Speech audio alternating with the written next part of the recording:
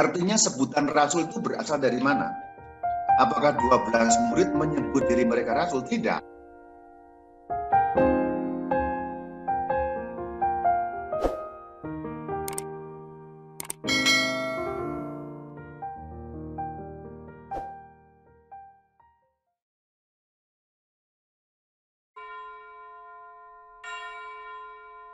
Saudara-saudari, Shalom Alaikum. Orang-orang beretnis Yahudi dan orang-orang beragama Yahudi. Itulah konteks asli dari Alkitab kita.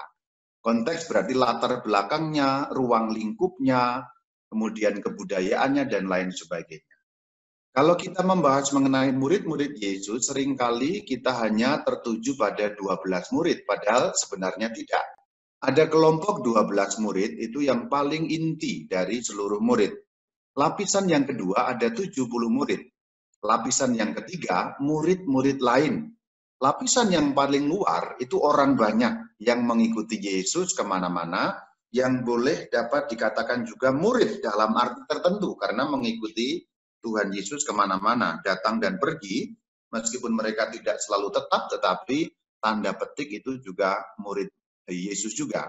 Kita dalami yang pertama mengenai murid-murid yang lain. Contohnya ini, di Matius 8 ayat 18. Ayat lanjutannya menceritakan murid yang lain, ayat 21. Seorang lain, berarti orang lain dari yang diceritakan pertama tadi, yaitu ahli Taurat. Salah seorang muridnya, Yohanes 6, ayat 66-67. Mulai dari waktu itu banyak murid-muridnya mengundurkan diri, dan tidak lagi, dan seterusnya, dan seterusnya. Jadi ada banyak murid-murid yang mengundurkan diri. Ini golongan murid-murid yang lain. Berikutnya ring yang kedua, 70 murid, Lukas 10 ayat 1. Sekarang lapisan pertama, paling inti, 12 murid, Lukas 6 ayat 12 dan 13. Mari lihat ayat 13, dikatakan murid-muridnya, jumlahnya belum tentu, belum pasti, lalu dikatakan memilih dari antara mereka. Berarti yang dipilih itu lebih dari 12. Lebih dari 12 disaring, tanda petik, dipilih 12. Nah, yang 12 itu disebut rasul. Kalimat selanjutnya, 12 orang yang disebutnya rasul. Nah, artinya berarti kata rasul secara khusus disematkan kepada murid 12. Artinya sebutan rasul itu berasal dari mana? Apakah 12 murid menyebut diri mereka rasul? Tidak. Karena Lukas 6 ayat 13 memberi kita keterangan yang disebutnya. Di situ Yesus, berarti 12 murid disebut oleh baginda Yesus dengan sebutan rasul. Kata rasul dalam bahasa Indonesia itu akarnya dari bahasa Arab, tapi sebenarnya itu menerjemahkan aslinya dari bahasa Yunani. Bahasa Yunaninya apostolos, sampai kepada bahasa Indonesia dari kata Arab rasul, artinya utusan. Jadi harafiah berarti utusan. Utusan untuk dipercaya melaksanakan misi tertentu. Nah, misinya apa? Mari kita lihat sekarang misinya. Karena rasul adalah utusan yang dipercaya melaksanakan suatu misi tertentu. Kalau kita melihat Injil dan nanti kisah para rasul, sebenarnya ada dua golongan besar misi. Pertama, sebelum kebangkitan, yang kedua sesudah kebangkitan. Pertanyaannya, apakah sebelum kebangkitan sudah ada rasul? Atau sebutan rasul sudah disematkan? Sudah.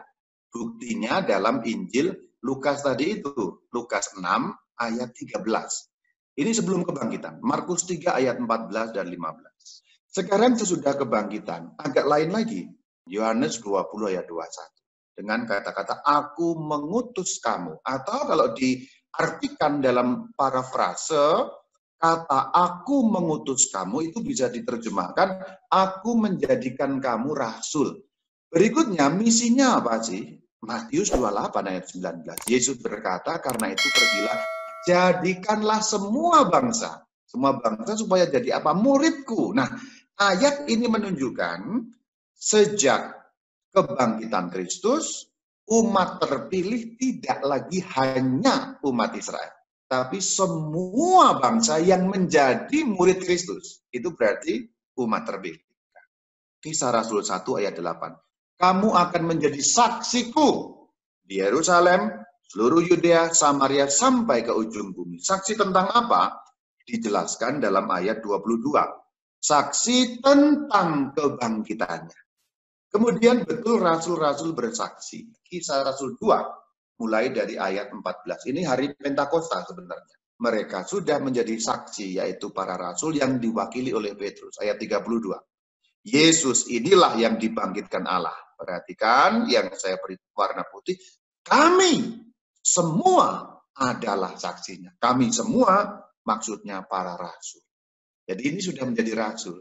Pada hari Pentakosta benar-benar sudah menjadi rasul dalam arti rasul setelah kebangkitan. Karena sebelumnya kan mereka hanya di ruangan tertutup, masih takut-takut juga.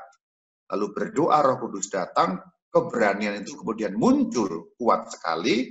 Hari Pentakosta itu juga mereka mengajar dan mengatakan kami adalah saksi.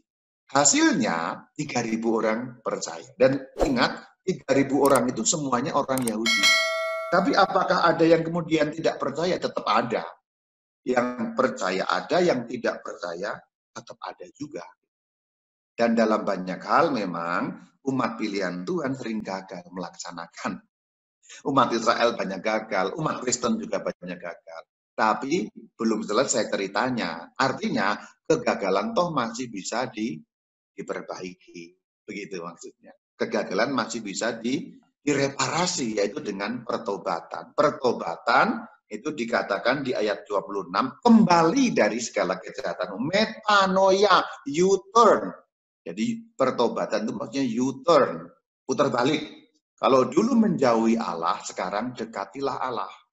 Nah demikian saudara-saudari, inilah cerita-cerita mengenai murid yang menjadi rasul. Ini sebagai pancingan awal supaya Anda memahami bagaimana murid-murid setelah kebangkitan Kristus, setelah Pentakosta, mereka menjadi orang-orang utusan untuk menyampaikan apa?